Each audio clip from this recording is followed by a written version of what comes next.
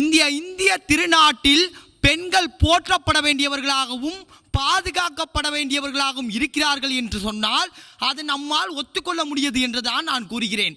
ஆணும் பெண்ணும் நிகரென கொள்வதால் அறிவிலோங்கி வையம் தலைக்குமாம் என்று பாரதிகள் கூறினார். பாரதி ஒரு வரியில் குறிப்பிட்டுள்ளார்.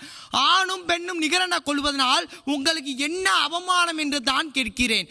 பெண்கள் சாதிக்காத துறைகள் என்னவென்று சொல்ல முடியுமா என்று கேட்டால் பெண்கள் அனைத்து துறைகளிலும் சாதித்துக் கொண்டு தான் இருக்கிறார்கள். இன்று சுதந்திர போராட்ட வீரர்கள் வரையில், விண்மானவெளி வீரர்கள் வகையில், மண்ணியலிலும் விண்ணியலிலும் என அனைத்து துறைகளிலும் சாதனை படைத்தவர்கள் பெண்களாகவே இருக்கிறார்கள். இருந்திலும் பெண்களின் குரல் ஒன்றாகவே உள்ளது. எங்களுக்கு நாடாள உரிமை வேண்டாம், நடமாடும் உரிமையை தாருங்கள் என்று தான் கேட்கிறார்கள். நடமாடும் உரிமையா?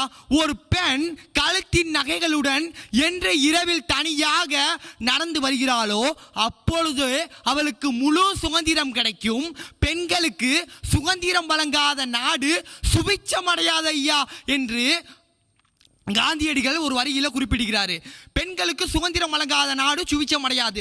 ஒரு நாடு சுதந்திரம் பெற்றா அந்த நாட்டில் எல்லாமே சுதந்திரம் பெற்றிருக்கணும். ஆண்கள், பெண்கள், நடுத்தர மக்கள் என்ற அனைவருமே சுதந்திரம் பெற்றிருக்கணும். பெண்களுக்கு நியதி வழங்கப்பட வேண்டும். ஆனால் என் இந்திய திருநாட்டிலும் சரி, தமிழக திருநாட்டிலும் சரி, பெண்களுக்கு புது பாதுகாப்பு, புதுவிதமான பாதுகாப்பு வருவதுடன் சரி, பெண்களுக்கு ஒரு ஒத்துழைப்பான பாதுகாப்பும் சட்டம் நிறுவிய ஒரு பாதுகாப்பும் வந்திருக்கிறது என்று சொன்னால் அது நம்மால் மிகையாகாது. ஏனென்றால் இன்று காஷ்மீரும் குஜராத்திலும் மகாராஷ்டிராவிலும் நடக்கும் பெண்களுக்கு நடக்கும் அவல நிலை என் நாட்டிலும் என் மண்ணில் நடக்காது.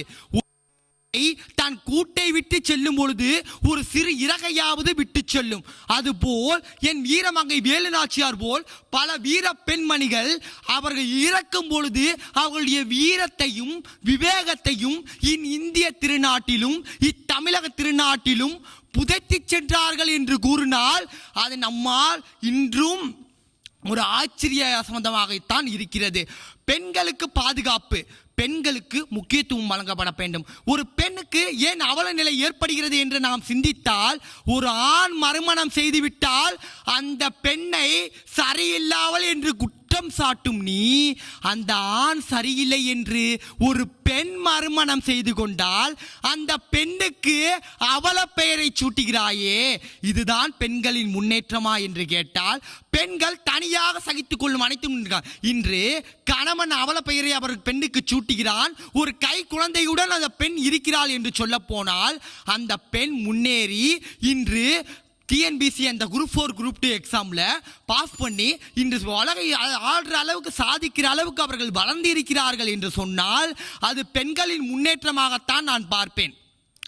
பெண்கள் நாடாள வந்தார்கள். கல்வி கற்க வேண்டும் என்று முழங்கியது அரசாங்கம்.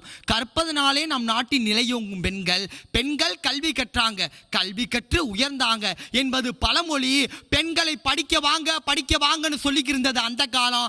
இன்று படித்து அதிகாரத்துறையில் ஒரு ஆணா இருந்தாலும், எவ்வளவு சட்டம் படித்தவனாக இருந்தாலும், ஒரு எவ்வளவு வயதில் மூத்தவர்களாக இருந்தாலும், ஒரு பெண் ஆளுமையில் அவர்களுக்காக காத்திருந்து அவர்களிடம் கையெழுத்து வாங்கும் நிலைமை வந்திருந்தால் பெண் ஆளுமைகளாகத்தான் திகழ்ந்து இருக்கிறார்கள்.